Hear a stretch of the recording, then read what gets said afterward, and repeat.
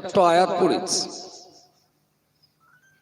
ওয়াজাউ আলা কামিসিহি বিদামিন কাযিব।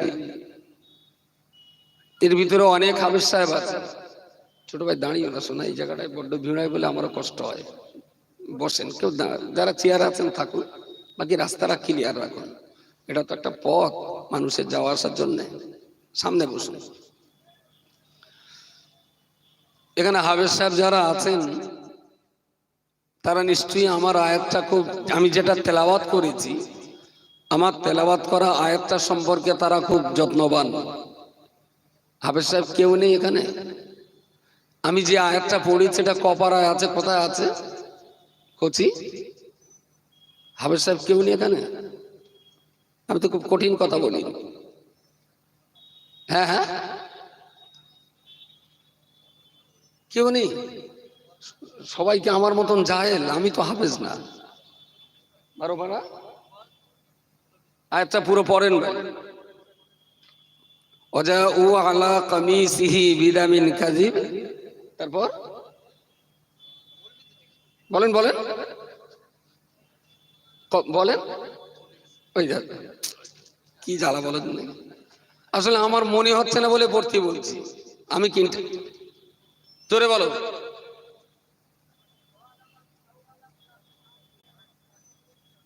ফাসবরুন জামিল আল্লাহুল মুস্তাআনু আলা মা তাসিফুন।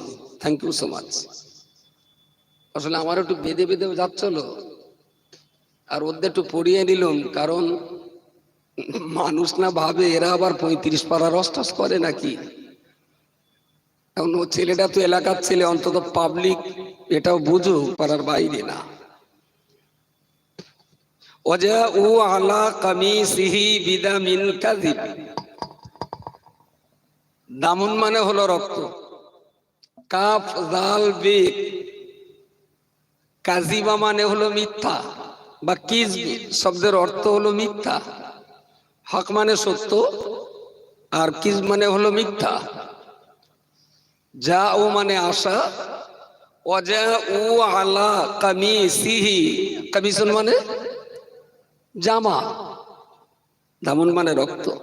ওয়াজাউ তারা এসেছিল, আলা কামিসিহি কামিসিহি বিদামিন কাযিব, জামায় রক্ত মাখিয়ে তারা এসেছিল, তবে রক্তটা ছিল মিথ্যা রক্ত।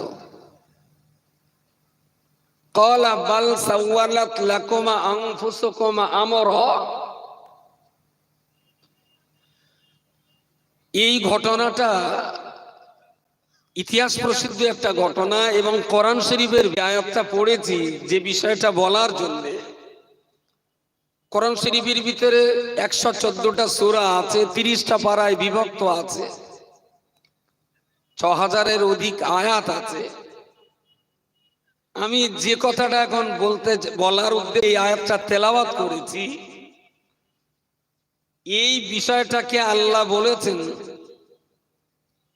লাকাদ কানা লাকুম ফি আলিফ লাম রা তিলকা আয়াতুল কিতাবিল মুবিন ইন্না আনজালনাহু। কচি বলো, জোরে জোরে বলো। আরাবিয়ান লাআল্লাকুম মাশাআল্লাহ। আল্লাহ বলছেন যে আমি কোরআন শরীফটা আরবি ভাষায় নাযিল করেছি, যাতে আরবের মানুষদের বোঝার সুবিধা হয়। এবং এই কোরআনের ভিতরে সবচেয়ে আহসানাল কসাস, কিসসা আরবিতে বলে কিসসা, বাংলায় বলে কাহিনী বা গল্প, ইংরেজিতে কি বলে কি জানি, যাই হোক। এখন এই কিসসা, কাহিনী বা গল্প আপনি যাই বলুন না কেন, আল্লাহ কিন্তু কোরআনে বলেছেন আহসানাল কসাস। এই কাহিনীটা হলো বিশ্বের ভিতরে সবচেয়ে ভালো কাহিনী। সুবহানাল্লাহ বলেন। কাহিনী মানে খারাপ না, গল্প মানেই খারাপ না, কিসসা মানেই খারাপ না। যদি কাহিনী, গল্প বা কিসসা খারাপ হতো তাহলে কিসসা কাহিনী আর কোরআনে জায়গা পেত না। কোরআনে জায়গা হয়েছে মানে সেটা নিশ্চয়ই খারাপ না। এখন যদি আপনার মন মর্জি মতো, আপনার ইচ্ছা মতো আপনি যদি গল্প বানিয়ে বানিয়ে গোপাল ভাঁড়ার ফজার অভিনয় করেন, সেইটা তো আর কোরআনের সঙ্গে গলানো যাবে না। আমার কথা বুঝতে কি কোনো অসুবিধা আছে? আসলে কিসসা খারাপ নয়, কাহিনী গল্প খারাপ নয়, যদি সেটা ইসলামী দৃষ্টিভঙ্গিতে সঠিক হয়। বানাওয়াট গল্প, সাজানো গোছানো কাহিনী, যার সঙ্গে ইতিহাসের কোনো মিল নেই, যার সঙ্গে শরীয়তের কোনো মিল নেই, যার সঙ্গে কোরআন হাদিসের কোনো সম্পর্ক নেই, সেটা তো অবশ্যই জাহান্নামের ক্রিয়াকলাপ। আমি যে বিষয়টা নিয়ে উপস্থাপন করেছি, এই বিষয়টাকে কোরআনে আল্লাহ যেই বলেছেন আহসানাল কাসাস, হাসানুন মানে সুন্দর, আর আহসান মানে বিশ্ব সুন্দর, সর্বোচ্চ সুন্দর, যার মতন সুন্দর আর হয় না। এই কাহিনী, এই গল্পটা, এই কিসসাটা সবচেয়ে সুন্দর, সবচেয়ে সঠিক এবং সত্য সুন্দর কাহিনী। আরো একবার বলুন সুবহানাল্লাহ। আচ্ছা, এতক্ষণ যা বললাম তাতে কি একটু আন্দাজ করতে পেরেছেন যে আমি কার গল্প বলার জন্য তৈরি হচ্ছি? বাহ, থ্যাংক ইউ সো মাচ। ওই আপনি তো আলেম লোক না, কিন্তু উত্তরটা যা দিয়েছেন 100 টাকা পুরস্কার দেওয়ার কথা। নবী ইউসুফ আলাইহিস সালামের কাহিনী, ইউসুফ নবীর গল্প, নবী ইউসুফ আলাইহিস সালামের সেই ইতিহাস আল্লাহ সুন্দর করে কোরআনের ভিতরে বর্ণনা দিয়েছেন। আর সেই বর্ণনার ভিতরে একটা ছোট্ট কথা এসেছে, ওয়াজাউ আলা কামিসিহি বিদামিন কাযিব। তারা এসেছিল জামায় মিথ্যা রক্ত মাখিয়ে তাদের বাপের কাছে। পিতা সেই রক্ত মাখা জামা দেখে শুনে বললেন ফাসবরুন জামিল, ফাসবরুন জামিল। এখন আমি বাপ হিসাবে আমার জন্য সবচেয়ে মর্যাদা এবং মূল্যবান বিষয় হলো সবর ইখতিয়ার করা। আরো একবার বলুন সুবহানাল্লাহ। একজন ইমানদার মুসলমানের কাছে সবরের চেয়ে বড় অলংকার আর হয় না। সবরের চেয়ে বড় অলংকার, বড় গহনা আর নেই। ধৈর্য, সবর খুব মূল্যবান জিনিস। সম্ভবত আমি নামটা ভুলে যাচ্ছি, আল্লাহ পাকের একজন খুব বড় আলেম বান্দা, তিনি নামটা ভুলে যাচ্ছি, স্মরণ হলে পরে বলবো। তো উনি আবার আর একজন শায়েখের কাছে সাক্ষাৎ করতে যাচ্ছেন। তিনিও আবার খুব উঁচু পর্যায়ের ওলি আল্লাহ, খুব উঁচু পর্যায়ের ওলি আল্লাহ। তো উনি যখন বাড়ির থেকে নিয়ত করে বেরিয়ে, ইনিও তখন বাড়ির থেকে কোনো একটা সফরে বার হবেন বলে তৈরি হচ্ছেন। দুজনে দুই জায়গায় তৈরি হচ্ছে, ইনি আর ইনি এনার যে কোনো একটা কাজে ঘর থেকে বেরিয়ে যাচ্ছেন। তো ইনি যখন বেরোবেন তো কি আর নেবেন, তো জঙ্গলের কিনারায় বাড়ি, ইশারা করে ডাকলেন জঙ্গলের ভিতর থেকে একটা বাঘ, বলেন চলে এসো। একটা বাঘ চলে এলো। বাঘ এসে ওনার সামনে একদম বিড়ালের মতন বসে রইল। উনি বাঘের পিঠে উঠলেন, কিন্তু চাবুক না থাকার কারণে বাঘটা ঠিকঠাক মতো দৌড়াচ্ছে না। তো বাঘের কান ধরে এক জায়গায় দাঁড় করিয়ে বাঘের পিঠে বসে ইশারা করে ডাকলেন। জঙ্গলের ভিতর থেকে একটা বাচ্চা মতো অজগর সাপ বেরিয়ে এলো। অজগর সাপের মাথাটা মুঠো করে ধরে সেই অজগর সাপটাকে চাবুক বানিয়ে ঘুরিয়ে মাঝে মাঝে বাঘের পিঠে আঘাত করছেন, আর বাঘটা দৌড়চ্ছে। চাবুকটা কি? চাবুক, চাবুক। আর বাহনটা বন্ধু কোনটা? বন্ধু। বাঘের পিঠে চড়ে অজগরের মাথা ধরে চাবুক আকারে ঘুরিয়ে ঘুরিয়ে বাঘটাকে চালিয়ে তীরের গতিতে তিনি এগিয়ে চলেছেন। উনি যিনি এনার সঙ্গে সাক্ষাৎ করতে আসছিলেন, পথের একটা জায়গায় সাক্ষাৎ দুজনে, সালাম কালাম হলো। এখন বাঘের পিঠে চড়া দেখে উনি ঘাবড়ে গেলেন। অজগর সাপের মাথা ধরে চাবুক হিসেবে ব্যবহার করছেন, তাতেও ঘাবড়ে গেলেন যে দুটোই তো মানুষ খেলো, অজগরও মানুষ খায়, বাঘেও মানুষ খায়, আর এই দুটো মানুষকে প্রাণী নেই, আর একটা মানুষ ব্যবহার করছে, অথচ তারে খাচ্ছে না, তারে খাচ্ছে না।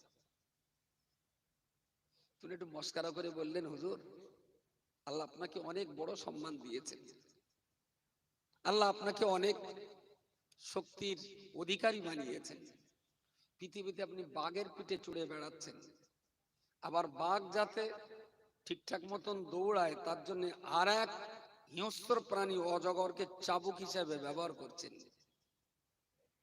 কিন্তু আমি যতদূর জানি, আপনি বাঘের পিঠে চড়লেন, বাঘ আপনারা কামড়ালো না, বশ করে ফেলেছেন। অজগরের মাথা ধরে টিপে রাখলেন, অজগর ছটফট করে না, তাকেও বশ করে ফেললেন। কিন্তু আপনার বাড়িতে একটা দুপে বাঘ অজগর আছে, সেটা তো ভালো হলো না। দুপে অজগর, বাহ, থ্যাংক ইউ সো মাচ। তাহলে এই কলে বোধহয় সবাই একটু পড়ে আছে মনে হচ্ছে। বললে আপনি এত বড় একটা হিংস্র বাঘের পিঠে চড়ছেন, অথচ বাড়ির বাঘটাকে বশ করতে পারলেন না। জঙ্গলের বিষাক্ত মানুষকে প্রাণী অজগরের মাথা ধরে চাবুকের মতো ঘোরাচ্ছেন, অথচ বাড়ির অজগরটা আজও অজগর রয়ে গেল, ঢোড়াসা বলো না। আল্লাহ পাকের মাহবুব বান্দা ওলিয়ে কামিল, উনি সেদিন জবাব দিয়ে বললেন, ও আল্লাহর বান্দা শোনো না, আমার বাড়িতে আমার স্ত্রী এত বিষাক্ত, এত অসভ্য, আমাকে এত কঠিন বিপদ মুসিবতে ফেলে, আমি নামাজে দাঁড়ালে আমার জামা কাপড়ে ঠান্ডা পানি ঢেলে দেয়, আমি রোজা করতে গেলে জোর করে আমার গালে খাবার ঢুকিয়ে দেয়, আমি কোরআন পড়তে গেলে আমার কাছ থেকে কোরআন কেড়ে নেয়। সত্যিই তো আমার স্ত্রীকে তুমি বাঘের সঙ্গে তুলনা করেছো, আমার স্ত্রীকে অজগরের মতো তুলনা করেছো, কিন্তু এটাও তোমাকে বলে রাখি, একটা বাঘ মানুষকে খেয়ে ফেলার পরে সে একটা টাইমে সেটা ভুলে যাবে, কিন্তু আমার স্ত্রী এত বিষাক্ত, বাঘে খেয়ে ফেলেও শেষ করে দিতে পারে, কিন্তু এ তো আমার মরণের পরেও ছাড়বে না, এ তো আমার মৃত্যুর পরেও গালিগালাজ করবে।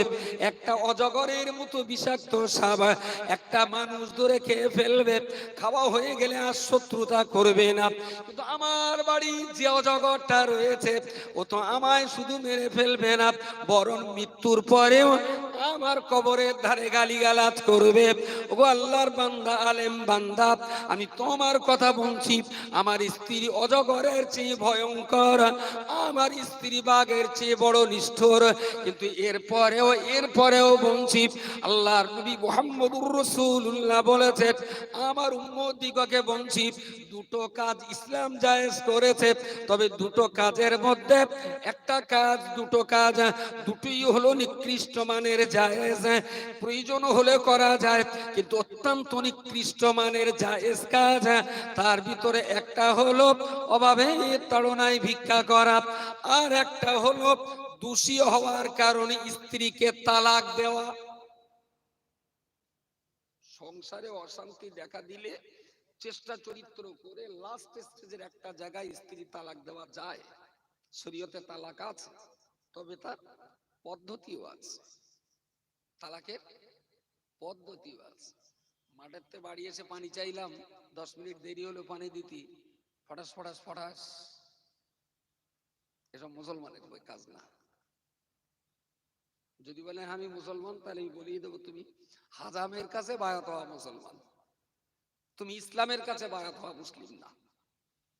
যদি ইসলামী কৃষ্টি কালচার অনুযায়ী মুসলমান হয়, সে কোনদিন ধুমধাম তার স্ত্রীকে তালাক দেবে না।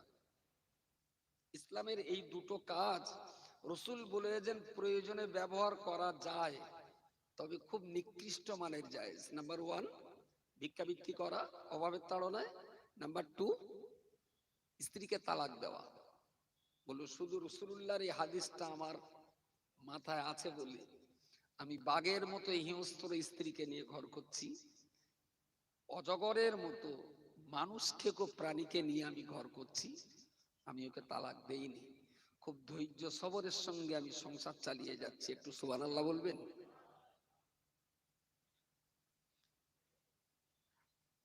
বললেন বাঘ সাইজ করতে পারলেন, আর ওইটা সাইজ হলো না।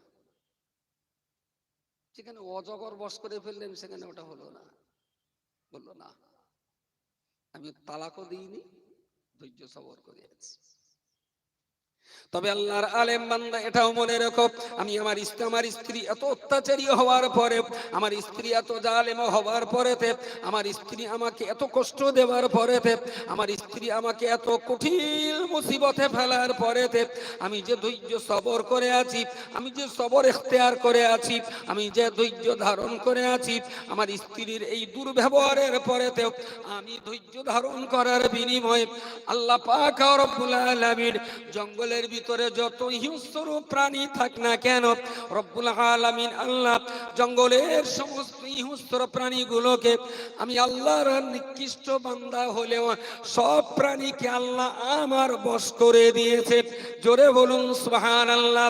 আমি স্ত্রীকে বশ করতে পারিনি সত্য কথা, তবে স্ত্রীর আচরণে আমি অসন্তুষ্ট হয়ে তালাক দিইনি। ওই অত্যাচারী স্ত্রীকে নিয়েই সংসার করার কারণে পৃথিবীর হিংস্র জন্তুকে আল্লাহ আমার গোলাম বানিয়ে দিয়েছেন। বলে এই জঙ্গলের বাঘ, সিংহ, পানির হাঙর, কুমির, অজগর এরা আমার কথা শুনতো না, এরা আমার ডাকে আসতো না। আসলে বউ আমারে বিপদে ফেলেছে, আর আমি সেই বিপদে ধৈর্য ধরেছি। সেই ধৈর্যের ফলে আল্লাহ এই দিকটায় আমার পুষিয়ে দিয়েছে, আমার চলার জন্য আর আমার বাড়িঘর পাহারা দেওয়ার জন্য কারুর লাগে না। আমি খুব ভালো আছি। আমার স্ত্রী হয়তো আমার হক নষ্ট করেছে, কিন্তু হিংস্র জন্তু জানোয়ার আমার হকটা নষ্ট করিনি। ফাসবরুন জামিল, সবর ইখতিয়ার করা ছাড়া আমার আর দ্বিতীয় কোনো রাস্তা নেই। কে বলেছিলেন? ইউসুফ নবীর পিতা হযরত ইয়াকুব আলাইহিস সালাম, ইউসুফ নবীর আব্বা, তিনি বলেছিলেন ফাসবরুন জামিল। কখন বলেছিলেন? আসলে 10টা ভাই মিলে ইউসুফকে নিয়ে খেলা করার নাম করে তাকে ফেলে দিল এক কুয়ার ভিতরে, আর জামাটা খুলে নিয়ে সেই জামায় ছাগলের রক্ত মাখিয়ে 10 ভাই একসঙ্গে মিলে, 10টা ভাই একসঙ্গে মিলে বাপের কাছে প্রচন্ড কান্না কেঁদেছিলেন যে আমরা খেলা করতে করতে আমাদের ছোট ভাই ইউসুফকে বাগে নিয়ে গেছে, আর ছোট ভাইকে ছাড়াতে যে পাশাপাশি করতে যে তার গায়ের জামাটা ছিঁড়ে পুড়ে চলে এসেছে এই রক্ত টক্ত মাখা। রক্তটা কি অরিজিনাল ইউসুফের রক্ত ছিল রক্তটা? তাহলে ওটা মিথ্যা। ওয়াজাউ আলা কামিসিহি বিদামিন কাযিব, তারা মাঠ থেকে ফিরে এসে বাবার কাছে রক্ত মাখা জামা দিয়ে বলল ইউসুফকে বাগে খেয়েছে, ইউসুফকে বাগে খেয়েছে। কোনো মতেই ইয়াকুব নবী বিশ্বাস করবেন না, কোনো মতেই না। উনি বললেন আমার এই ছেলে তো বাগে খাওয়া ছেলে নয়, আরে এ ছেলে যদি বাগে খাবে তাহলে পৃথিবী তো অচল হয়ে যাবে। ছেলেরা জিজ্ঞেস করলেন আব্বা, বাগে তো মানুষ খায়, বাঘের তো স্বভাব কাঁচা গোস্ত মাংস রক্ত খাওয়া, তো মানুষের রক্ত বাঘে খায়, বহু মানুষ তো বাঘের পেটে গেছে, তা একটা ছোট ভাই যেতেই পারে। বলে পৃথিবীর সব মানুষকে বাঘে খেলো, আমার ইউসুফকে খাবে এমন বাঘ তো আল্লাহ সৃষ্টি করেননি। আরো একবার বলুন সুবহানাল্লাহ। ইউসুফ নবী কি দেখেছিলেন ওখানকার ঘটনা? ঘটনা যে কি ঘটেছে তিনি কি দেখেছিলেন? তাহলে এরা যেখানে রক্ত মাখা জামা দিয়ে বাবাকে একসঙ্গে এক কাতারে এক জায়গায় দাঁড়িয়ে 10টা ছেলে বলছে ইউসুফকে বাগে খেয়েছে, উল্টো দিকে ইয়াকুব নবী একাই দাঁড়িয়ে বললেন আমার ছেলে বাগে খাওয়া ছেলে না। বলছে আব্বা আমরা 10 জনে মিথ্যে কথা বলছি। হ্যাঁ অবশ্যই তোমরা 10 জন মিথ্যাবাদী। স্বাভাবিকভাবে একদিকে একটা লোক আর একদিকে 10টা লোক, বিচারকের বিচার কোন দিকে যায়? কোন দিকে? কারণ একটা বাংলা মন্ত্র মনে আছে, 10 যেখানে 10 যেখানে, জোরে বলে, বাংলাটা প্রবাদ আছে না, 10 যেখানে খোদা সেখানে, এটা প্রবাদে আছে, আপনি বলছেন আমি এটা বলছি না, তবে বাংলা প্রবাদে এটা বলা হয় 10 যেখানে খোদা সেখানে। তাহলে একদিকে ইয়াকুব, একদিকে 10টা ছেলে, খোদা কোন দিকে?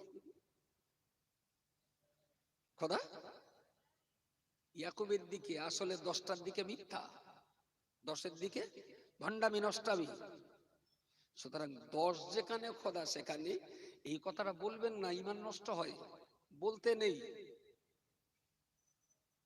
প্রিয় রাসূলের জীবদ্দশাতে মক্কার বিরাট একটা অংশের মানুষ তারা বলেছিল যে আয়েশা সিদ্দিকা ব্যভিচার করেছে একজনের সঙ্গে। আসলে কোন একটা জায়গা থেকে আস্তে আস্তে আম্মাজান আয়েশা সিদ্দিকা যে উটের পিঠে উনি সাওয়ার ছিলেন, সেই উটের চারিদিকে, ওটাকে বলা হয় আরবি ভাষায় হাওদাস। ঠিক একটা ছোট্ট মশারি, বাচ্চাদের জন্য যেমন টাঙানো হয় ছোট মশারি চৌকো টাইপের, তো আম্মাজান আয়েশা যে উটের পিঠে বসতেন, ওই উটের চারিদিকে একটা মশারি দিয়ে ঢাকা ছিল, যাতে বাইরের কেউ ভিতরের দেখতে না পায়। এখন কোন একটা জায়গায় বিশ্রাম করতে যে হযরত আয়েশা সিদ্দিকা রাদিয়াল্লাহু আনহা, উনি একা একা আছেন, পুরুষরা একদিকে আছে, কেন উনি উটের হাওদাস থেকে বেরিয়ে এসে একটু আড়ালে জঙ্গলে গেছেন পেশাব বাথরুমের কাজ মেটাতে। আর ওই উটের দড়িটা যিনি টেনে নিয়ে যাচ্ছিলেন, উনি তো দূরে ছিলেন, উনি এসে আবার হাওদাস টাওদাস সব ফিটফাট আছে, উনি উটটা নিয়ে সেখান থেকে চলে গেলেন। আসলে ততক্ষণ আয়েশা সিদ্দিকা কাজ মিটিয়ে উটের হাওদাসে উঠতে পারেননি। ঘটনাটা হলে উনি একাই রয়ে গেছেন, সবাই চলে এসেছে, সঙ্গী সাথী দল কাফেলাদা ছিলেন, উনি একাই চলে এসেছে। পরবর্তী পরের মঞ্জিলে যে তখন সবার কেটা কি খাবে, কার কি প্রয়োজন খোঁজ খবর নিতে দেখা গেল আয়েশার উটের হাওদাসের ভিতরে আয়েশা নেই। ঘটনাটা উঠে গেল, আল্লাহ গোনা ক্ষমা করুন, আয়েশা সিদ্দিকা নাউজুবিল্লাহ মিনহা কোন একজনের সঙ্গে অসৎ সম্পর্কে জড়িয়ে পড়ার কারণে আমাদের সকলের চোখে ফাঁকি দিয়ে তিনি বেরিয়ে গেছেন। নাউজুবিল্লাহ, একটু নাউজুবিল্লাহ পড়েননি? অন্যায় কথা শুনে আল্লাহর কাছে সাহায্য চাইতে চুপ থাকা মানে মেনে নেওয়া, চুপ থাকা মানে মেনে নেওয়া। সকলে পড়ুন নাউজুবিল্লাহ। এই মহাপাপী কথা থেকে আল্লাহ আমাদের ঈমান আমানকে হেফাজত করেন, বলুন আমিন। পরবর্তী মঞ্জিলে যখন দেখা গেল, তো নবী আবার সাহাবীদের পাঠালেন, খোঁজ নিতে পাঠালেন। তোরা এসে দেখলেন ঠিক যে জায়গাটায় আগের মঞ্জিলে আমরা বিশ্রাম নিয়েছিলাম, ঠিক সেই জায়গার পাশে একটা কাপড় মুড়ি দিয়ে একজন পড়ে আছেন। সেই অবস্থায় জিজ্ঞেস করা হলো মানান্তা, উনি বললেন আমি আয়েশা। বললেন আপনি এখানে পড়ে আছেন? বললেন আমাকে তো হাওদাসে তোলার আগেই তো হাওদাস চলে গেছে, আমি আমার রাফা হাজাত প্রয়োজন মেটাতে জঙ্গলের ভিতরে গিয়েছিলাম, এসে দেখছি তোমরা কেউ নেই, আমি আমার ইজ্জত সম্ভ্রম বাঁচানোর জন্য কাপড় মুড়ি দিয়ে এখানে পড়িয়ে আছি। উনি চলে এলেন। এইটা হলো ঘটনা। আর এই ঘটনাকে কেন্দ্র করে বিরাট ভাবে দেশময় উঠে গেল আয়েশার কারণে কলঙ্কের কালি। বিরাট একটা অংশ তারা নবীকে বললেন ইয়া রাসূলুল্লাহ, একটা ঘটনা ঘটে গেছে, যা বলুন তওবাতিল্লাহ পড়ুন,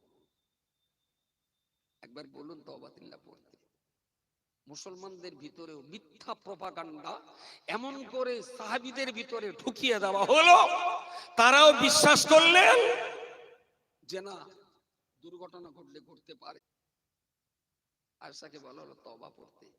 আয়েশা বললেন রাতের অন্ধকারে দিনের আলোতে আমি লাখো কোটি বার তওবা পড়তে রাজি আছি, কিন্তু এই কর্মকাণ্ডের বিনিময়ে আমি আয়েশা তওবা পড়তে রাজি নই।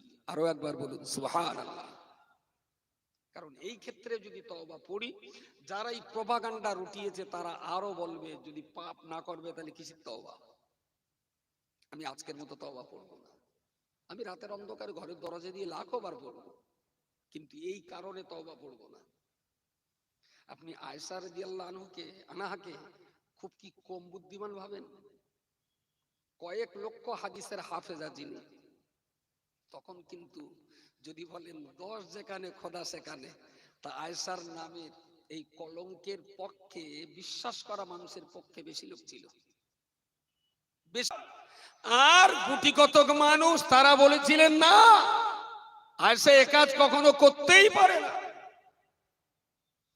বহুবার বলার পরেও মা আয়েশা তওবা পড়েননি। একটা টাইমে ধৈর্য সবর ইখতিয়ার করলেন, একটা টাইমে কোরআনের আয়াত নাজিল হলো। আল্লাহ কোরআন দিয়ে প্রমাণ করিয়ে দিলেন হযরত আয়েশা সিদ্দিকা অপরাধী ছিলেন না। জোরে সোরে বলুন সুবহানাল্লাহ। এবারে যারা বদনাম দিলেন একে একে তাদের পালা আয়েশার কাছে এসে তওবা পড়া, যে আপনার সম্পর্কে কুধারণা করেছিলাম, ক্ষমা করে দেবেন।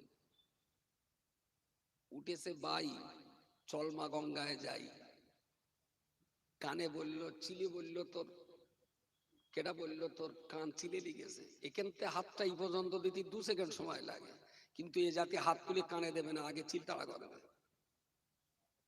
আগে চিল তাড়া করবে। আল্লাহ পাকের নবী ইসমে নবী ইউসুফের পিতা ইয়াকুব আলাইহিস সালাম, ইয়াকুব নবী আলাইহিস সালাম তিনি বললেন, না না আমার সন্তান তো বাগে খাওয়ার সন্তান নয়। তোমরা একদিকে 10 জন যতই বলো আমার পুত্র ইউসুফকে বাগে খেয়েছে, এটা কোনো মতেই বিশ্বাস করতে পারি না, আমি কখনোই বিশ্বাস করতে পারি না।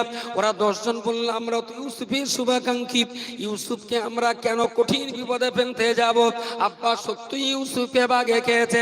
নবী ইয়াকুব আলাইহিস সালাম বললেন, ওরে না, হতেই পারে না, আমার কলিজার টুকরা ইউসুফ, আমার কলিজার টুকরা ইউসুফ রাতের বেলা স্বপ্ন দেখেছিল।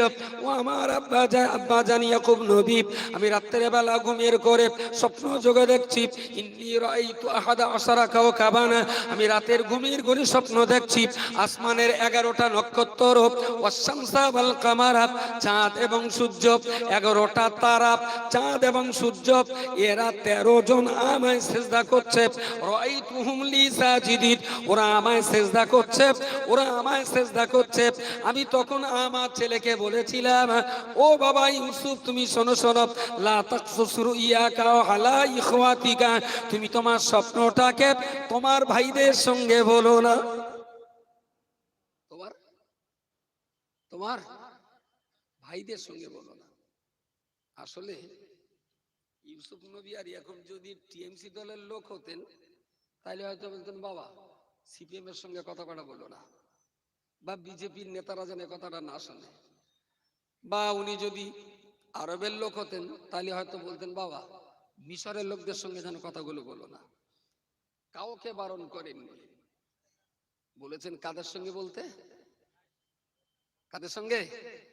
আর আজকে রক্তমাখা জামা দেখিয়ে ইউসুফকে বাগে খেয়েছে এ কথা বলছে তো সেই 10টা ভাই।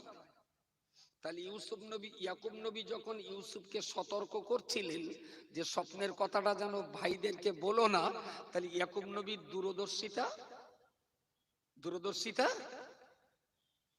জীবনে কল্যাণ যদি করে, উপকার যদি করে, পথ যদি দেখায় তো আপনার ভাই দেখাবে। আর জিন্দেগিতে আপনার আসেলা বাঁশ যদি কখনো দেয় তো আপনার ভাই দেবে। বাংলায় বললাম কথাটা, গ্রামের লোক, দেশের লোক, দূরের লোক কেউ আপনাকে আসেলা বাঁশ দিতে পারবে না। আসেলা বললাম এই জন্যই যে যাবে তা বেরোবে না। উনি বললেন, লা তাকসুস রুইয়াকা আলা ইখওয়াতিকা, ভাইদের সঙ্গে যেন কথাবার্তা বলো না কচি। ফায়াকিদু লাকা কাইদা, ওরা যদি শোনে না এই স্বপ্ন তাহলে ওরা তোমার বিরুদ্ধে কিছু না কিছু ষড়যন্ত্র করবেই। ইন্নাশ শাইতানা লিল ইনসানি লাকুম আদুউম মুবিন, নিশ্চয়ই শয়তান হলো তোমার প্রকাশ্য শত্রু, ইমানদারদের প্রকাশ্য শত্রু। বললেন ভাইদের সঙ্গে বলো না, আর দোষ দিচ্ছেন কার প্রকাশ্য শত্রু? শয়তান। আসলে শয়তান তোমারই 10টা ভাইয়ের উপরে ভর করে আছে, ওটা আমি খুব ভালো জানি। তা তোমার এই সুন্দর স্বপ্নটা যেন তোমার ভাইরা না জানে। মাঠে খেলা করতে করতে ইউসুফ নবী তো ছেলে মানুষ, তো ছেলে মানুষের যা হালচাল বলতে বলতে একটা টাইমে বললেন, এরা শোন, আমি না একটা দারুণ স্বপ্ন দেখিলাম, স্বপ্নটা আমার আব্বার সঙ্গে বলিলাম, স্বপ্নটা এই ব্যাপার। আব্বা শোনার সময় আমার বলেছিল তোর কার সঙ্গে বলতে বল, আব্বা বারণ করলো। আমি যে তোর কাছে বলতেছি তোরা জানাবার একটা আব্বার বলিস না। সে মানুষের যা তাল, ছেলেপিলে মাঝে মাঝে মানে টানে ধরে, দেখেছেন? আমি একটা মানে ধরবো, যে জানো সে বলবা না, আচ্ছা, যে জানে সে যদি না বলে তাহলে বলবে ডাকে না। ছিলিপিলির যা তাল, একসঙ্গে মন মেজাজে মন খুলে আনন্দ করতে করতে স্বপ্নটা ভাইদের সঙ্গে বলে ফেললেন। আর ভাইরা সেই ষড়যন্ত্রটাই করলো, আর বাপকে দেখালো ষড়যন্ত্র আমরা করিনি আব্বা, বাঘে খেয়ে গেছে, আমরা কি করবো বলো দিন। সত্যি কি ষড়যন্ত্র বাঘেদের ছিল? বাঘেদের? তাহলে বাঘ মানুষকে পিঠে নিয়ে বেড়ায় যে বাঘ, তিনি তো আল্লাহর নবী ছিলেন না, তিনি তো আল্লাহর ওলি, আপনার আল্লাহর রসুল ছিলেন না। আল্লাহর একজন ওলি বান্দাকে যদি বাঘ পিঠে নিয়ে বেড়ায়, তাহলে বাঘের সাধ্য কি যে নবীকে খাবে? যে বাঘ ওলিদের পিঠে নিয়ে বেড়ায় সেই বাঘ কোন নবীর খাওয়ার? আর এটা ইয়াকুব নবীর কাছে খবর ছিল যে আমার কচি যা স্বপ্ন দেখেছে, ওই স্বপ্নের পূর্ব আভাস এটাই দেখছি যে আমার কচি পরবর্তী যুগের নবী হবেন। আরো একবার বলুন সুবহানাল্লাহ। সেই জন্য এক কাতারে দাঁড়িয়ে এরা দর্শন হাজার বার বলেছে, যেই জামা গায়ে ছিল রক্ত মাখা জামা, ইউসুফকে বাঘে খেয়েছে। এরা যতবার বলেছে ইউসুফকে বাঘে খেয়েছে, ইয়াকুব ততবার বলেছেন জ্বলন্ত আগুনে দাঁড়িয়ে আমি ইয়াকুব বলবো আমার ওই ইউসুফ বাঘে খাওয়া ইউসুফ নয়। অথচ প্র্যাকটিক্যাল ফিল্ডে এরা 10 জন ছিলেন, ইয়াকুব প্র্যাকটিক্যাল ছিলেন না। কিন্তু কথাটা কত মজবুতির সঙ্গে বলছেন, আমার কচিরে যদি বাঘে খায় তাহলে পৃথিবী তোলপাড় হয়ে যাবে। কারণ নবী পৃথিবীতে আসে আল্লাহর নির্দেশে, আর আল্লাহর নির্দেশ ভঙ্গ করে বাঘে খাবে নবীকে, এইরকম বাঘ আল্লাহ তৈরি করবেন না। এ তো অঙ্কের হিসেব। আল্লাহ তৈরি করা বাঘ আবার আল্লাহ তৈরি করে নবী ধরে খাবে, এটা কখনো অঙ্কে মানাচ্ছে না, কখনো মানাচ্ছে না। ইয়াকুব এই হিসাবে দাঁড়িয়ে বললেন আমার ছেলে বাঘে খাওয়া ছেলেরা কি করেছিস বল। এরাও সেই রকম চিটিএল মাল। বললো দেখ, এই ব্যাপারে বাপ যদি আমাকে মাতৃ মেরেও ফেলে, তাও বলা যাবে না যে কুমাই ফেলে দিয়েছে, তবুও বলা যাবে না কুমাই ফেলে দিয়েছে। ইমাম গাজ্জালিকে প্রশ্ন করা হলো এই বিষয়টা নিয়ে, যে বাবা বারণ করলেন ছেলেকে যে স্বপ্নের কথাটা যেন ভাইদের বলো না, স্বপ্নটা যেন ভাইদের বলো না। ইউসুফ নবী বাপের নির্দেশ লঙ্ঘন করে কথাটা বললেন, এ ব্যাপারে আপনার মতামত কি? ইমাম গাজ্জালি বললেন বলেছে বেশ করেছে, বলেছে বেশ করেছে। বলো বাবার নির্দেশ লঙ্ঘন করলেন, বলেন দরকার ছিল। বাপমার নির্দেশ লঙ্ঘন করা যায়? বাপমার নির্দেশ? আচ্ছা, যখন ইউসুফ নবী বাপমার নির্দেশটা লঙ্ঘন করছেন, তখন কি ইউসুফ নবীর উপরে শরীয়ত প্রযোজ্য হয়েছে? ছেলে মানুষটা তখন তো সাবালক হয়নি। ইসলামের কানুন একটা মানুষের উপরে বর্তাবে কবে? সাবালক হয়ে যাবার পর। তাহলে তিনি বাবার নির্দেশ লঙ্ঘন করার কারণে ইউসুফ নবীর কোনো ভুল ধরা যাবে না, কারণ তার উপরে এখন শরীয়ত প্রযোজ্য নেই। বললেন আব্বা যে বারণ করেছিলেন, তবুও বাপের পরামর্শটা লঙ্ঘন করে উনি যে ভাইদের সঙ্গে বলে দিলেন, কাজটা কি ঠিক হয়েছে? ইমাম গাজ্জালি বললেন হ্যাঁ ঠিক হয়েছে, বেশ করেছে, বলার দরকার ছিল। বললেন কারণ? বললেন আসলে এই স্বপ্নটা ভাইদের না বললে মিশরের রাজপ্রাসাদের প্রধান খাদ্যমন্ত্রী চেয়ারটাকে আল্লাহ ইউসুফ নবী যে বসাবেন, স্বপ্নটা ভাইদের না বললে চেয়ারে বসার লাইনটা ক্লিয়ার হয় না। তাই ইউসুফ যা বলেছেন ঠিকই করেছেন। আরো একবার বলুন সুবহানাল্লাহ। অসীম অপার মহিমা তোমার, ভাবিলে হারায় জ্ঞান। আমরা চোখে একরকম বাহ্যিক দেখে একরকম ভাবি, তার আভ্যন্তরীণ অনেক রহস্যই থাকতে পারে। আমরা বাহ্যিক চোখে একরকম দেখি, তার আভ্যন্তরীণ অনেক গভীর দৃষ্টিভঙ্গি দূরদর্শিতা থাকতে পারে। প্রিয় শ্রোতা মণ্ডলী, মনে রাখুন, আমি আপনাকে বলতে চাইছি এরা 10টা ভাই, এদের অন্য কোনো কারণ ছিল না। আসলে ইউসুফ নবীকে ইয়াকুব অত্যন্ত মহব্বত করতেন, পিতা ইয়াকুব ইউসুফকে দারুণ মহব্বত করতেন। আর মহব্বতের কারণ ছিল ছেলেটা অত্যন্ত সুবোধ ছেলে। এ ছেলেটা কোনো গালিগালাজ করে না, কারোর সঙ্গে ঝগড়া বাঁধায় না, কারোর সঙ্গে মারপিট করে না, কথার মুখের মাঝে শুধু হাসি। কি সুন্দর মুখটাও আপনার হাস্য উজ্জ্বল চেহারা। তাই বাবা ইউসুফ নবী নবীকে অত্যন্ত ভালোবাসতেন। আর যেদিন স্বপ্ন দেখলেন সেই দিন থেকে তো নবী ইউসুফ ইয়াকুব আলাইহিস সালাম পুত্র ইউসুফকে নিজের কোল ছাড়া কখনো করতেন না। দীর্ঘদিন চলে গেল, বাকি 10টা ছেলে দেখলো, এরা যদি আমার বাপ যদি ইউসুফকে নিয়ে এত পাগল হয়ে যায়, তাহলে ইউসুফকে বাপের কোল ছাড়া না করা পর্যন্ত বাপের স্নেহ মহব্বত থেকে আমরা বঞ্চিত হব। আসলে ইউসুফকে এত বেশি পরিমাণ মহব্বত করে, আমাদের মহব্বত করার সময় হয় না, আমাদের মহব্বত করার টাইম পায় না। আব্বা কেন ওকে এত মহব্বত করবে, আব্বা কেন ওকে এত প্রেম ভালোবাসা দেবে? তাই ওকে কোল ছাড়া করতে পারলে তবেই তো আমরা শান্তি পাবো। আসলে ইউসুফকে তারা কুয়ার ভিতরে ফেলেছিল অন্য কোনো কারণে নয়, শুধুমাত্র বাবা তাকে ভালোবাসেন, তাই হিংসার আগুনে জ্বলে পড়ে সরকার হয়ে ইউসুফ নবীকে তারা কুয়ায় ফেলেছিল।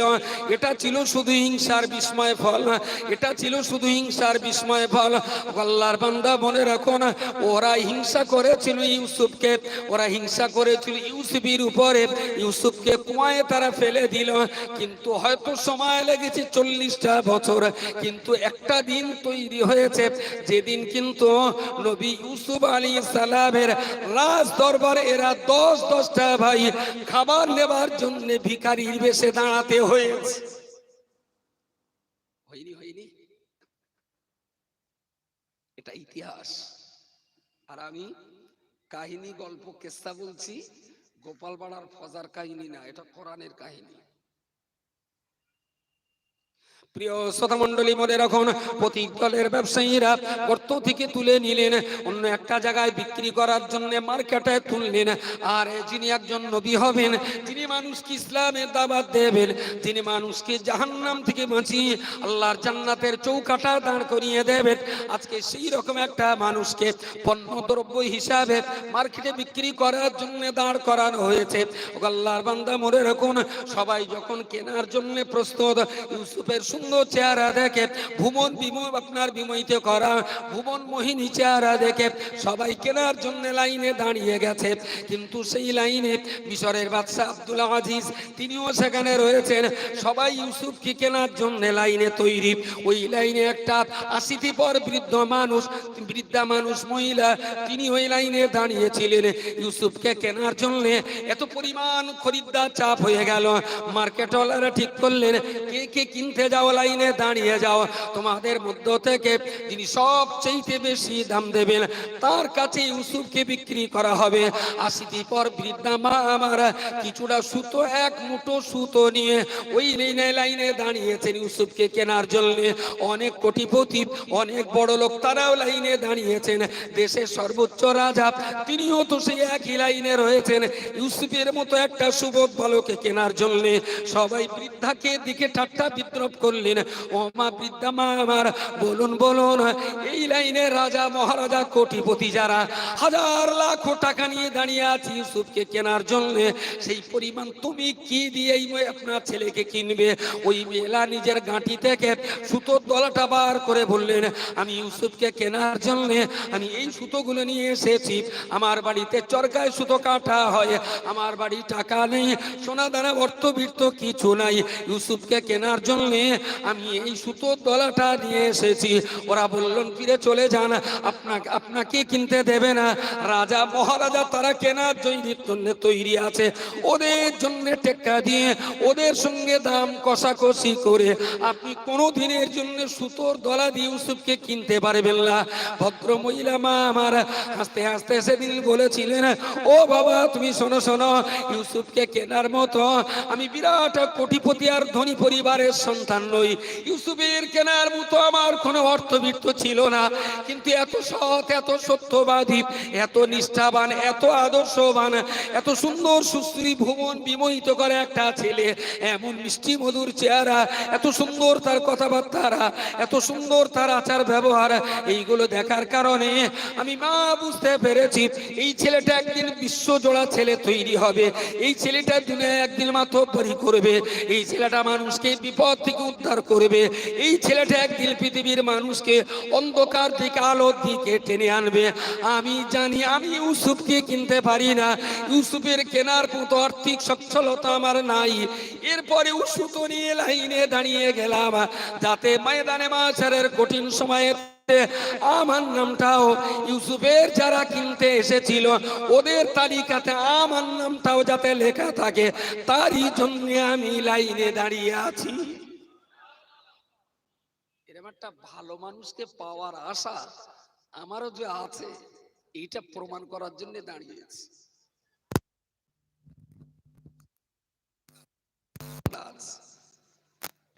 আমি বিশ্বাস করি এই ধরনের একটা মানুষকে কেনার জন্য প্রতিযোগিতা করলে আসরের মাঠে রেহাই পাওয়া যাবে। সুবহানাল্লাহ বলেন। কিনতে পারো না জানি, লাইন দিতে দোষটা কি? ইউসুফ নবীকে অকশানে বিক্রি করা হয়েছিল, বৃদ্ধা কিনতে পারেননি, কিন্তু ক্রেতাদের তালিকায় নামটা লেখাতে পেরেছিলেন। তাতে যদি কেউ এখন আমার ছাগল ব্যাপারী বলে, আমিও নিঃসন্দেহে খুব আনন্দিত। আমি জানি যে বিরাট কিছু দুনিয়াতে করতে না পারলেও প্রতিষ্ঠানের জন্য ভিক্ষা করার লাইসেন্সটা অন্তত পেয়েছি।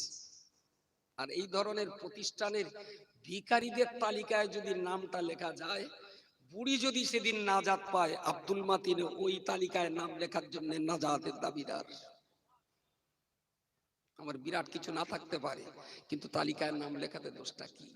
যারা প্রতিষ্ঠানের জন্য, কোরআনের জন্য, ইসলামের জন্য, এতিম মিসকিনদের জন্য এরা লাইসেন্স প্রাপ্ত ভিখারি। তাহলে এই ভিখারি তালিকায় নাম লেখাটাও প্রিয় শ্রোতা মণ্ডলী, মনে রাখুন উনি বিকৃত হলেন, রাজপ্রাসাদে চলে গেলেন, আব্দুল আজিজের রাজপ্রাসাদে চলে গেলেন। অনেক ঘটনার পরেতে নবী ইউসুফ আলাইহিস সালামকে যে কোনো কারণে জেলখানায় যেতে হলো। এদিকে তার বাবার উপরে, তার বাবাকে বলা হলো আলা বিদামিন কাযিব, মিথ্যা রক্ত মাখিয়ে বাবাকে প্রলোভন দিয়ে ভুল বোঝানোর চেষ্টা করলো 10টা ছেলে। ওদিকে উনি আবার বেটা ইউসুফ যে ঘরে চলে গেলেন, যে রাজপ্রাসাদে চলে গেলেন, সেখানেও তাকে আর একবার অগ্নি পরীক্ষা দিতে হলো। কোন রকমের কোনো দোষ না করা সত্ত্বেও নবী ইউসুফকে টানা 12টা বছর জেলখানায় থাকতে হলো। ইউসুফকে টানা, ইতিহাস কি নতুন শুনছেন নাকি? আমি খুব সাজিয়ে গুছিয়ে বলছি না, শুধু আমার যে জায়গাটুকু দরকার ওই জায়গাটুকু একটু ছুঁয়ে যাচ্ছে। জানি ইতিহাস আপনারা জানেন। তা বাবাকে একরকম ধোকা দিয়ে ইউসুফের জন্য কেঁদে কেঁদে বাবা হয়ে গেল অন্ধ। এরা যারা ধোকা দিল এরা ছিল ইউসুফের ভাই। বিকৃত হয়ে যে বাড়িতে গেলেন সেই বাড়িতে আবার আর এক নারীর ধোকায় পড়ে তাকে যেতে হলো 10 বছরে। যে বাবার বেটার মাঝখানে এত গভীর সম্পর্ক, সেখানে বাপ সন্তানের জন্য কেঁদে কেঁদে বাবা হলো অন্ধ, ওদিকে সন্তান জেলখানায়। এটা ইতিহাস। যিনি অন্ধ হয়েছিলেন তিনিও নবী, যিনি মিথ্যা কলঙ্কের বোঝা মাথায় নিয়ে জেলখানায় বাস করছেন তিনিও আল্লাহর নবী, তিনিও আল্লাহর নবী। কিন্তু আমি আবার বলছি, ফাসাবরুন জামিল, ধৈর্যের মতো সুন্দর অলংকার পৃথিবীতে আর নেই। একদম নির্দোষ, কোনো দোষ নেই ইউসুফের। জেলখানায় দেওয়া হলো, অম্লান বদনে ধৈর্যের সঙ্গে তিনি মেনে নিলেন। ঠিক আছে, দেখা যাক এই পরীক্ষার আগুনে কতদিন পরীক্ষা দিতে হয়। 10 বছর 11 বছর কেটে গেল। এরই মাঝখানে উনি কয়েক বছর জেলখানায় থাকার পরই ওই জেলখানার একজন স্বপ্ন দেখলেন যে আমি এরকম আঙুর এক জায়গায় করে চটকে চটকে আঙুরের রস বার করছি,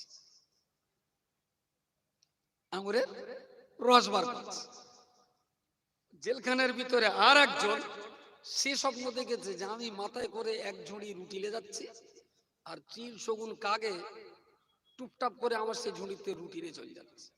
দুটি স্বপ্ন। আর এরা দুজনেই জেলখানার আসামি, এরাও জেলখানার আসামি। এখন জেলখানার ভিতরে বলা বলি করতে করতে যে বলছে আমি এরম আঙুর চটকে শরবত করার স্বপ্ন, ও বলছে আমি রুটি বয়ে নিয়েছি কাকে খাওয়ার স্বপ্ন। এর সঙ্গে ওর সঙ্গে বলাবলি করছে।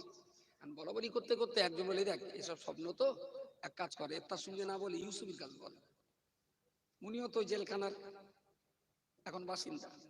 ওরা দুজনে নিয়ে ওরা সব ইউসুফের কাছে এলো। ইউসুফ নবী শুনে বুঝে বললেন, এ শোনো, তুমি যে জেলখানার, তুমি যে আঙুর চটকানোর স্বপ্ন দেখছো না, আসলে খুব শিগগিরই জেলখানা থেকে তোমার তোমার স্বপ্ন যদি সত্যি হয়, তোমার স্বপ্ন যদি সত্য হয়, তাহলে এই স্বপ্নের তাবির হলো এই রকম যে খুব তাড়াতাড়ি জেলখানা থেকে তোমার খালাস পেয়ে যাবে, আর রাজ দরবারে তুমি পানি খাওয়ানোর চাকরি পাবে।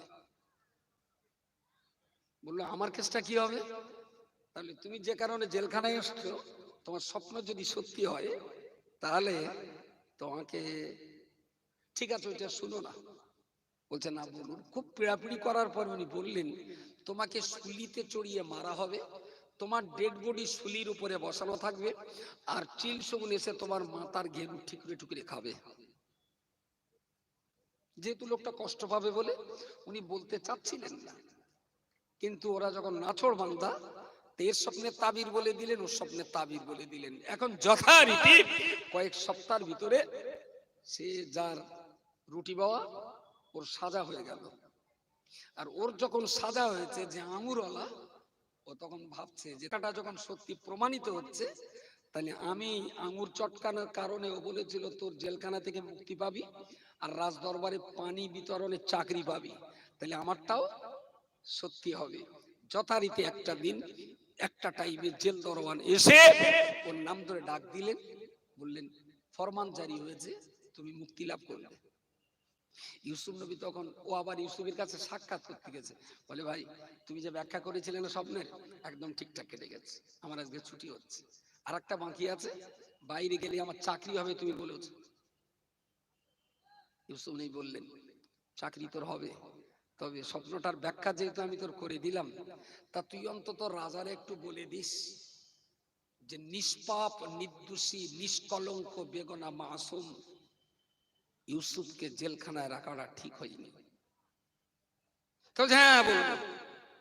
ও বেচারা বাইরে এসে ওর যখন আবার চাকরি বাকরি মিলে গেছে, পার হয়ে গেলে পাটনি কি হয়, জোর করে বলেন শালা। ওর ক্ষেত্রেও সেটা ঘটে গেছে, ওর চাকরি বাকরি হয়ে গেছে। সে ইউসুফ কি বলতে বলেছিল ওরা মনে নেই, আর বল তুমি তো রাজ দরবারে, ও চাকরি পেয়ে গেছে, কাজ করছে। এবারে স্বপ্ন দেখছে বাদশা নিজে। মিশরের বাদশা আব্দুল আজিজ রাত্রে বেলা ঘুমের ঘুরি তিনি স্বপ্ন দেখছেন, আমি একদিকে দেখতে পেলাম 7টা হিষ্টপুষ্ট পশু আর 7টা অত্যন্ত শক্তিশালী পশু। এই শক্তিশালী পশুগুলো দুর্বল পশুদের উপরে আক্রমণ করছে। 7টা দুর্বল পশু আর 7টা হিষ্টপুষ্ট শক্তিশালী পশু, এরা যারা শক্তিশালী এরা 7 জন 7টা দুর্বল পশুর উপরে আক্রমণ করছে। আবার কিছুদিন পেরিয়ে যাবার পরেতে উনি আবারও একটা স্বপ্ন দেখলেন, এক জায়গায় 7টা ধানের শীষ 7টা ফসলের শীষ আছে। এই 7টা শীষে উল্লেখযোগ্য তেমন কোনো দানা নেই, শুধুমাত্র চিটে আছে। আর একদিকে 7টা ধানের কিংবা গমের শীষ আছে। এই 7টা শীষে অত্যন্ত পুরুষ্ট ধান কিংবা গম বিদ্যমান। উনি স্বপ্ন দেখলেন, রাজদরবারের শিক্ষিত মানুষদেরকে ডেকে বললেন, আমি কেন এমন স্বপ্ন দেখলাম, কেন এমন স্বপ্ন দেখলাম, আমার স্বপ্নের তাবির আর ব্যাখ্যা কি হবে। উনি স্বপ্ন দেখেছেন, ব্যাখ্যা জানার জন্য সবাইকে জিজ্ঞেস করছেন, কেউ তো ব্যাখ্যা দিতে পারছেন না। চিন্তায় বাদশার গলা শুকিয়ে গেল।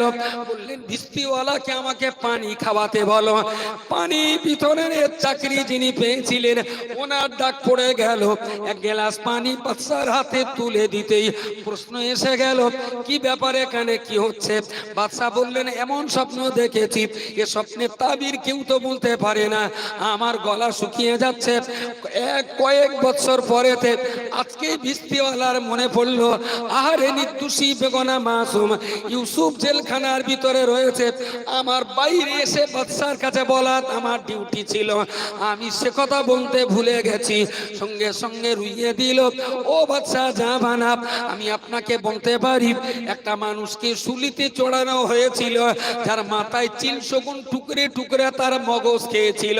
আমাকে জেলখানা থেকে মুক্তি দিয়ে এই রাজদরবারে বৃষ্টিওয়ালা পানি বিতরণের চাকরি দিয়েছেন। আমরা দুইজন দুটো স্বপ্ন দেখেছিলাম, জেলখানার ভিতরে স্বপ্ন দেখেছিলাম। আমাদের স্বপ্নে একটা ছেলেকে বলেছিলাম, ওই ছেলেটা যমন ব্যাখ্যা করে দিয়েছিল, যার জন্য যমন ব্যাখ্যা করেছিল তার ব্যাখ্যা অক্ষরে অক্ষরে খেটে গেল। ও বাদশা জাহাপানা, আমি বিশ্বাস করি আপনার এ স্বপ্নের ব্যাখ্যা যদি করতে হয়, এ স্বপ্নের তাবিজ যদি করতে হয়, তাহলে জেলখানার ইউসুফ আলাইহিস সালাম ছাড়া আপনার স্বপ্নের তাবিজ করার কোনো মানুষ নাই।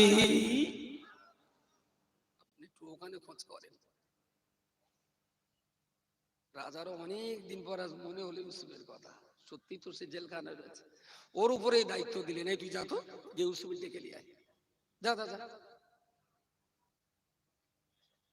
বললো, ভাই তুই জেলখানায় যা, ইউসুফকে ডেকে আন। ওরা 3-4 জন এসেছে গেটের কাছে, দরওয়ানকে বললেন রাজার ফরমান, ইউসুফকে রাজপ্রাসাদে একটু ডেকে পাঠিয়েছে। তো দরওয়ান যে আবার ইউসুফকে ডেকে দিলেন। জেলখানার চৌকাঠের ভিতরে দুটো পা রেখে বললেন, কি ব্যাপার? বললেন, রাজা আপনাকে ডেকেছেন। বলে, কেন? তা বলছে, রাজা স্বপ্ন দেখেছে, তার ব্যাখ্যা বলতে হবে। নবী ইউসুফ আলাইহিস সালাম সততা, নিষ্ঠা, আদর্শ আর সত্যবাদীর মূর্ত প্রতীক। জেলখানার দরজার কিনারায় দাঁড়িয়ে দাঁড়িয়ে বললেন, যাও, চলে যাও রাজ দরবারে, বাদশাকে বলে দাও, বাদশা যদি দরকার থাকে বাদশা আমার কাছে আসতে বলো, আর আমার যদি কোনোদিন প্রয়োজন মনে হয় আমি বাদশার দরবারে চলে যাব। আজকে স্বপ্নের ব্যাখ্যা শোনাটা, এটা যদি বাদশা প্রয়োজন মনে করে, তাহলে বাদশাকে জেলখানায় এসে আমার সঙ্গে কথা বলতে বলো। জোরে সরে বলুন সুবহানাল্লাহ। সত্যবাদী, হিম্মতওয়ালা জেলখানায় দাঁড়িয়েও চিৎকার করে কথা বলতে পারে। বাকি 10 যেখানে খোদা সেখানে।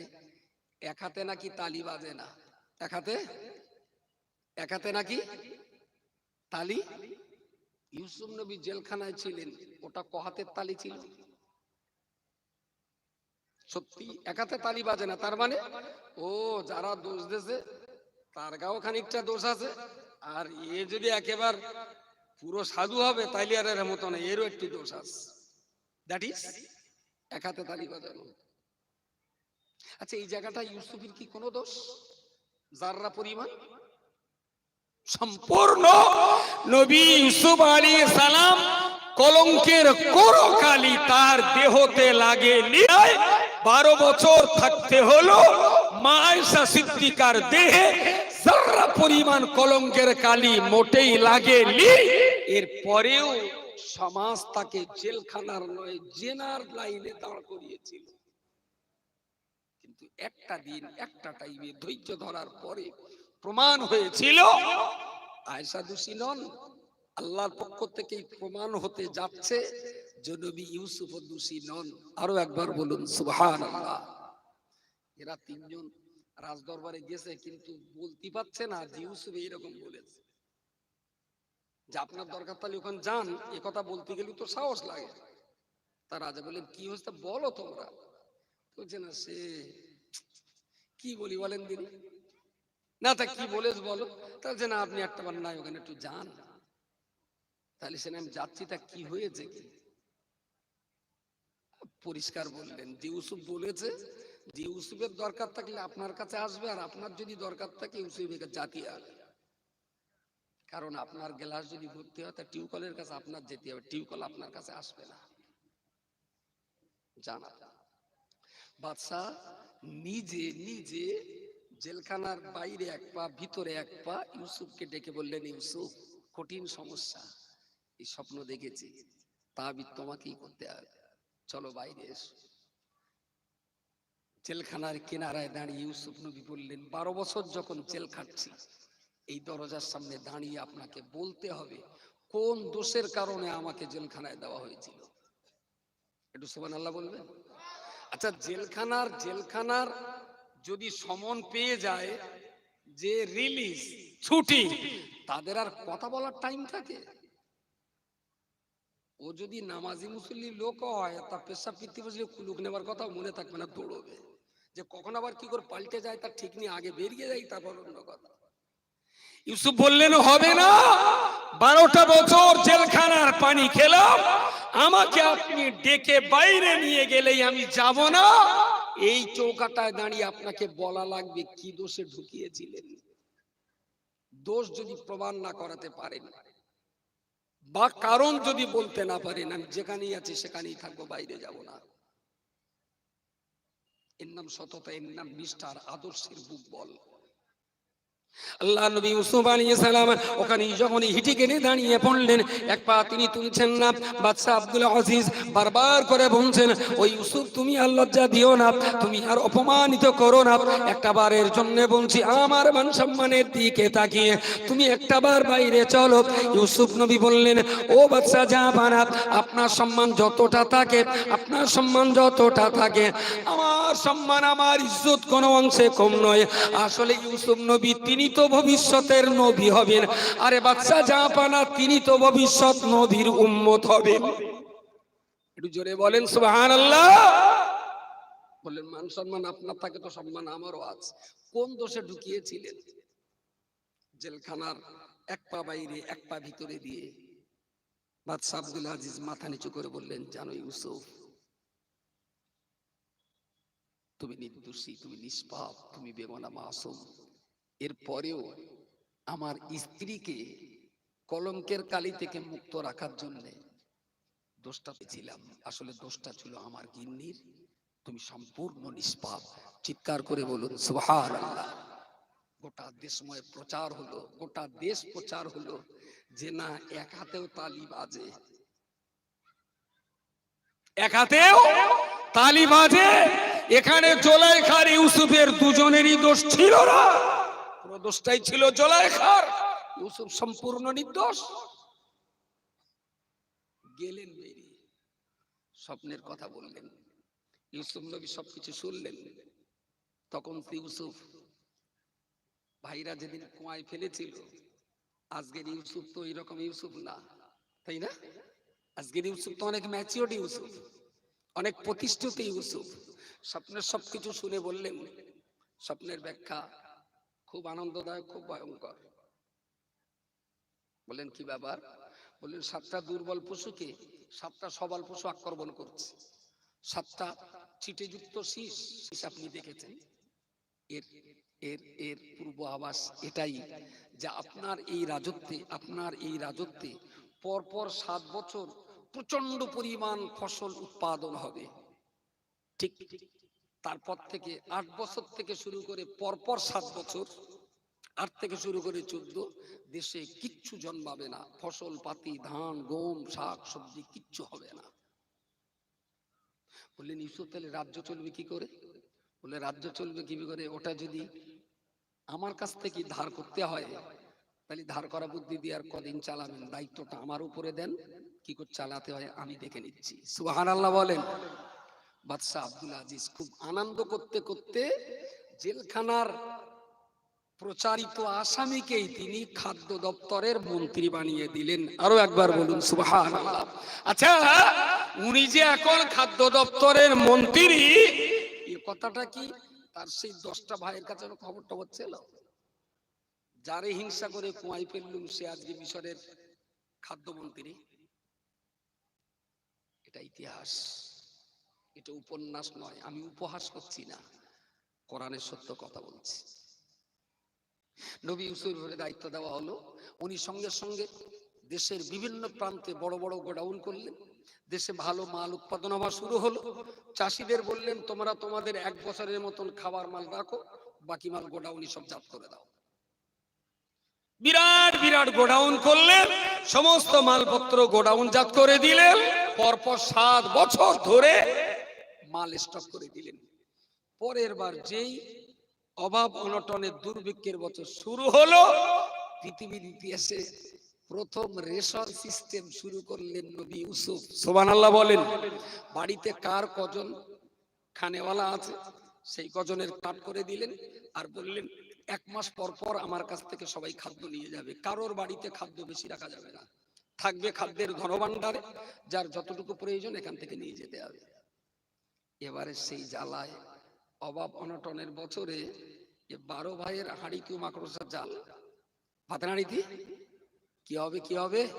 তাহলে চলে একটুখানি যাই, রাজা নাকি এরম সবার দিচ্ছে ফিরির মাল। ওরা 10 ভাই যথারীতি নবী ইউসুফের দরবারে হাজির। কোন ইউসুফ? সেই কুয়ায় ফেলে দেওয়া ইউসুফ। সত্যি এগুলো যখন পড়ি ভাবি, হতবাক হই যে এর পরেও কি মানুষ একটু শিক্ষিত হবে না? এর পরেও কি মানুষ একটু জ্ঞান গ্রহণ করবে না? নবী ইউসুফ এদের 10টারে চিনতে পেরেছেন, এক এক করে গুনে নিলেন 10টা ভাই। বললেন কোথায় বাড়ি? বললেন আমাদের বাড়ি কেনানে। বলছে তোমরা কয় ভাই?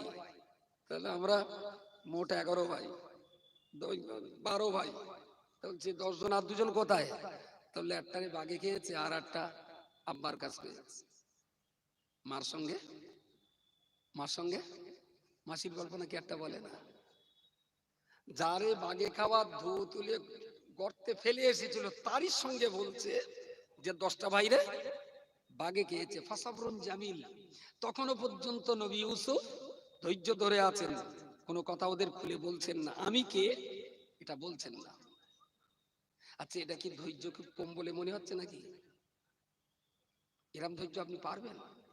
উফ, 40 বছর পরে ওই পার্টি যদি হাতের কাছে পায়, বুঝতে পারেননি? ধরি তো আগে গলায় পা দেবে, তারপর অন্য কথা। শালা হারামখোর, কুয়ায় আমারে ফেলে দে, আজকে বলিস কিনা আমার বাঘে খেয়েছে। কেলানি শুরু ওখান থেকে, দুয়ারে দুয়ারে কেলানি। প্রিয় শ্রোতা মণ্ডলী, মনে রাখুন, এত কঠিন হিংসা যারা করেছিল, এত কঠিন হিংসুটি ব্যক্তিকে নিজের কাছে পাওয়ার পরেতেও নবী ইউসুফ আলাইহিস সালাম একটা বারের জন্য প্রতিশোধের কথা ভাবেননি, একটা বারের জন্য তাদেরকে প্রতিশোধ নেবার ভাবনা ভাবেননি। ওরা 10 জনকে পরিপূর্ণ মাল দিয়ে দিলেন, সঙ্গে এটাও বলে দিলেন পরের দিন তোমার যে ভাইটা বাড়িতে আছে ওকে সঙ্গে করে আনবে। ওরা যথারীতি তাকে এনে আনলো। উনি বনিয়ামিনকে কাছে রাখলেন। 10 ভাইকে সব কিছু ডাল ফুরিয়ে গেলে পরে তিনি তোমাদের বাপ আর মাকে সঙ্গে আনবে। বাপ মাকে সঙ্গে আনবে। নিয়ে গেছে বনিয়ামিনকে, একদিন নিয়ে গেছে, সেটার ইউসুফ হিকমত করে ওরে কাছে রেখেছে, ওরা ছাড়িনি। ওই দিন যখন ওরা বনিয়ামিনকে ইউসুফ আটকে দিলেন, এরা বললো জাহাপানা, আমার সেই ভাইটার বাগে খাওয়ার পর থেকে না আমার বাপ এই ছেলেটার কোল ছাড়া করে না, সব সময় কোলের ভেতর রেখে দেয়। এরে যদি আজকে রেখে যায় না, আমার বাপ পাগল হয়ে যাবে একদম। আমাদের 10 জনের কারো একটা রেখে ওটার অন্তত ছেড়ে দেন। আসলে তো ব্যাপার ছিল আলাদা জায়গায়। বনিয়ামিন আর ইউসুফ এক মায়ের, আর এরা 10 ভাই আর এক মায়ের। বলছে আমাদের না 4-5 জন রেখে দিয়ে একটা ছাড়ে, তা বলছে না এইটাই থাকে। বলছে আমার আম্মা না বিরাট কান্না কাঁদবেন, কি হবে? ভিতর থেকে একটা ছেঁড়া কোড়া বাদ পড়া একটা জামা নিয়ে এদের 10 জনকে হাতে দিয়ে বললেন, বাপ যদি বড্ড কাঁদাকাঁদি করে তাহলে জামাটা তোমার বাপের মাথার উপর দিয়ে দিই। এরা বলে এইসব তাবিজ কবজের কাজ। মনে মনে তো দগ্ধ হচ্ছে যে ছোট ভাইটার কুয়ায় ফেলে দিলুম, তাতে বাপকে দেখে অন্ধ হয়ে গেল, এটারও এখানে রেখে যাচ্ছি, বাপ হাঁটাটা করে মরে যাবেনি। আরে আমি চাচ্ছি বনিয়ামিন দেখছে তার ছেঁড়া জামা, ঘোড়ার ডিম, এই তাবিজে কি কাজ হয়? তবুও বাদশার নির্দেশ, ইউসুফের গায়ের জামা একটা ছেঁড়া জামা দিলেন, ওরানে চলে গেল। অনেক রাস্তায় হেঁটে কষ্ট করে বাড়ি পর্যন্ত যাওয়ার পরে অন্ধ পিতা বসেই বললেন, এদের বলার আওয়াজ শুনেই বললেন, আমার বনিয়ামিন কোথায়?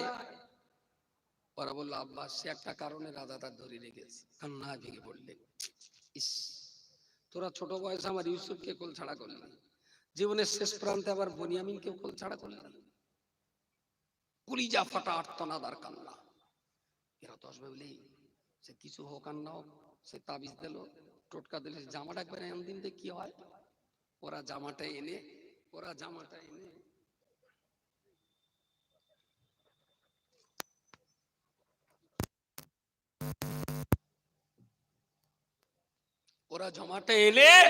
ইউসুফ নবীর পিতা ইয়াকুব যখন কান্নাকাটি করছেন, আর্তনাদ করছেন, অন্ধ পিতা সেই পিতার মাথার উপরে জামাটা আস্তে আস্তে করে ঢেকে দিয়েছে।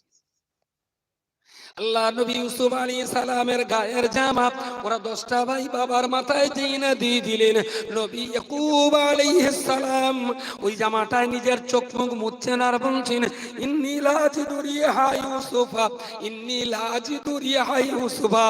আরে সত্য কথা তোরা বলবি, আমি সেদিন তোদের বলেছিলাম আমার ইউসুফ তো বাগে খাওয়া ছেলে নয়, আমার ইউসুফ বাগে খাওয়া ছেলে নয়। কোথায় কি করেছিস বাবা বল, যে ছেঁড়া কোড়া জামাটা আমার মাথায় তোমরা দিয়েছো, লাজিদু রিহা ইউসুফা, এ জামার ভিতরে তো আমার ইউসুফের গায়ের গন্ধ পাচ্ছি। জোরে সরে বলুন সুবহানাল্লাহ। যেদিন তাকে কুয়ার ভিতরে ফেলা হয়েছিল, সেখান থেকে 40 বছর পেরিয়ে যাওয়ার পরেতে একটা বাবা তার সন্তানকে কতটা ভালোবাসে, একটা বাবা তার সন্তানকে কত আপন মনে করে। 40 বছর কেটে যাওয়ার পরেতে সেই ছেলের গায়ের জামাটা মাথায় দেওয়ার সঙ্গে সঙ্গে নবী ইয়াকুব আলাইহিস সালাম ওই জামাটা মুখে বোলালেন, গায়ে মুখে চুমা খেলেন, নিজের গায়ে বোলালেন, বারবার করে বলছেন, হে আমার কলিজার টুকরা ছেলেরা বলো বলো কোথায় পেয়েছে জামা, সেখানে আমায় নিয়ে চলো। লাজিদু রিহা ইউসুফা, এ জামার ভিতরে আমার ইউসুফের গায়ের গন্ধ পাচ্ছি। জোরে বলুন সুবহানাল্লাহ। ওরা বলল জামা দিলে তো রাজা, বাপ বলল ইউসুফের গন্ধ। বাদ দিদিন বয়স হয়ে গেছে, অনেক ভুল বকে এরকম। সেই জামায় চোখ মুখ ঘষতে ঘষতে একটা টাইমে আল্লাহর রহমত হলো, নবী ইয়াকুবের যে ইউসুফের জন্য কেঁদে কেঁদে চোখ হারিয়েছিলেন, সেই ইউসুফের জামা চোখে মুখে আজ বোলানোর কারণে শেষ জীবনে ইয়াকুব নবী আবার চোখের দৃষ্টি শক্তি ফিরে পেলেন। বলুন সকলে সুবহানাল্লাহ। এরা বলতে ইউসুফ হতেও পারে, ওই জামায় বাপের চোখ খুলে গেল। বাদ দিদিন আসলে বাপের চোখ ভালো ছিল, এতদিন আমি কাপ করে করে নাটক করেছি, বুঝতে পারেন? আচ্ছা, এইসব কাঠমূর্খ এরা আর কোনোদিন সাইজ হবার বলো, বাপ আসলে অন্ধই বলো, শালা এতদিন ও নাটক করতো যাতে আমরা কুমার থেকে তুলে আনি, তাহলে জামায় আবার চোখ ভালো হয়। বলে খোকা জামা কমনে জামাটা নিয়ে চল সেখানে, তা যাবা। সে লোক বলে দিয়েছে খাবার ফুরুলি আবার জাতি, তাহলে তুই খাবার বাড়িটা একদিন নিয়ে চল আমার সেখানে। একটা নবীর সাথে আর একটা নবীর কি কানেকশন, একটা পিতার সাথে আর একটা পিতার কি গভীর সম্পর্ক থাকলে এটা সম্ভব। যথারীতি স্বামী স্ত্রী দুইজন, এরা 10টা ভাই আস্তে আস্তে আস্তে ওখানে চলে গেছে। সেই দরবারে আবার ইউসুফ নবী উপর থেকে বুঝতে পেরেই আলাদা আলাদা বসার জায়গা দিলেন রাজ দরবারে। বনিয়ামিনের সঙ্গে গতদিনে যা ঘটনা ঘটেছে সব আলাদা, এরা কেউ জানে না। এরা 10 ভাই এক জায়গায়, বনিয়ামিন আর এক ঘরে, আর বাপ মা ঢুকলেন, বাপ মারে দিলেন বনিয়ামিনের ঘরে, এরা 10 ভাই আর এক ঘরে। নবী ইউসুফ আলাইহিস সালাম রাজপ্রাসাদের শাহী সিংহাসনে মেজাজের সঙ্গে বসে বাদশাহী মেজাজ নিয়ে 10টাকে সামনে রেখে বললেন, আচ্ছা তোমরা তো বেশ ঘন ঘন আসতো আর খাবার টাবার নিয়ে যাচ্ছ, তার সংসার ঠিকঠাক চলছে? ওরা বলে হ্যাঁ যা বানা যা হচ্ছে তাতে আমরা খেয়ে পরে খুব ভালো বেঁচে আছি। আরে আপনার মতো একটা মানুষ ছিলেন বলেই তো আমাদের আজ মহা কষ্ট থেকে উদ্ধার পাচ্ছি। ওইটা যদি আমি হতো না, দেড় বুকির কাছে লাথি মেরে এই সম্বন্ধে তাহলে গর্তে ফেলিলি কার? অত ধৈর্য আমাদের, দুমদাম চালাবো, তারপর পরে গে যা হবে হবে। বলছে না না, আপনার মতো এরকম ভালো রাজা থাকতে দেশের লোকের অসুবিধা হয়, আমরা খুব ভালোই আছি।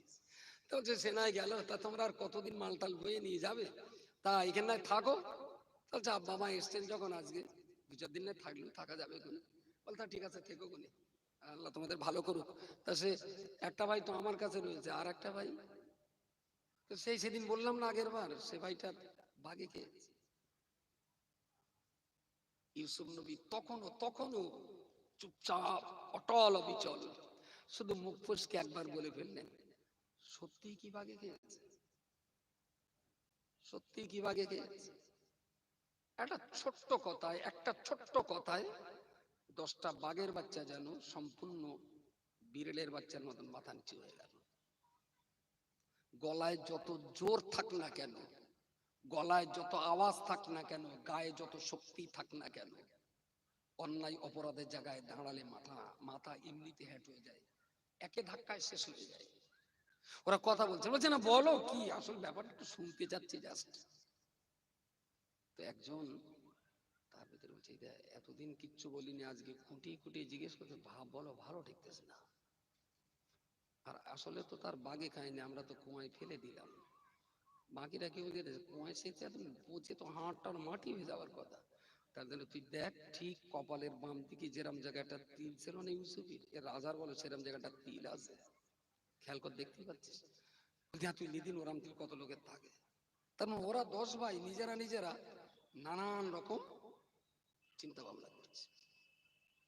আল্লাহ নবী ইউসুফ আলাইহিস সালাম তখন অত্যন্ত ধৈর্য ধরেছেন, সবর ইখতিয়ার করেছেন। সবর ইখতিয়ার করার পরেতে ওনার একটা বারের জন্য ওরা যখন যে জায়গাটা আছে, আব্বা আম্মা কি ওই ঘরের ভিতরে যেই না আনা হলো, পিতা ইয়াকুব তিনি সন্তান দেখি তো তার চিনতে বাকি থাকবে না, ইউসুফ তার বাপকে দেখি তো চিনতে বাকি থাকবে না।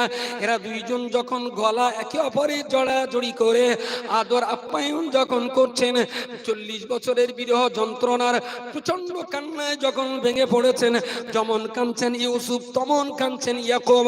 বাপ এবং বেটার মাঝখানে 40 বছর পরে আজকে দেখা সাক্ষাৎ হলো, তাদের কান্নাতে একটা জায়গায় থেমে গেল, একটা জায়গায় থেমে গেল।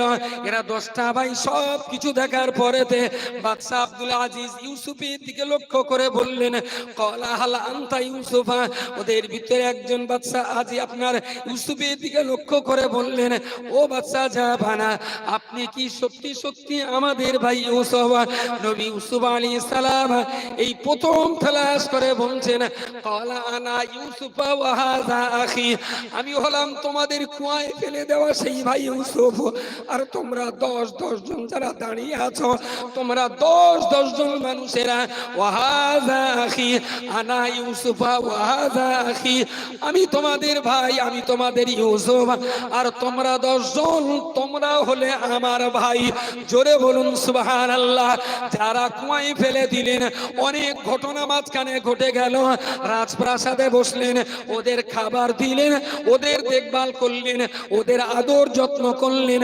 এরা যখন গলা শুকিয়ে গেল, এদের গলা শুকিয়ে গেল, যে ইউসুফকে কুয়ায় ফেলেছিলাম সেই ইউসুফ আজকে রাজা, এ তো আমাদের এখনই কতল করে দেবে, দুনিয়া থেকে এক মুহূর্তে আমাদের সরিয়ে দেবে। নবী ইউসুফ আলাইহিস সালাম অভয় বাণী শুনিয়ে বললেন, আনা ইউসুফা ওয়া হাযা আখি, আমি হলাম ইউসুফ আর তোমরা হলে আমার ভাই। এত বড় শত্রুকেও কি বলে সম্বোধন করলেন?